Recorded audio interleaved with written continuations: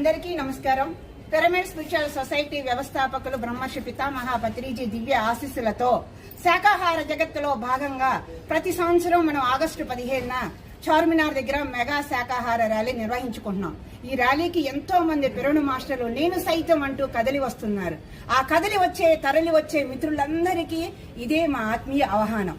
పత్రిగారు అందించింది ధ్యానము, స్వాధ్యాయము, సజ్జన సాంగత్యం. ధ్యానం ద్వారా శక్తిని సంపాదించుకున్నాం, స్వాధ్యాయం ద్వారా ఎంతో జ్ఞానాన్ని, సజ్జన సాంగత్యం ద్వారా ఎంతో జ్ఞానాన్ని పొందాం.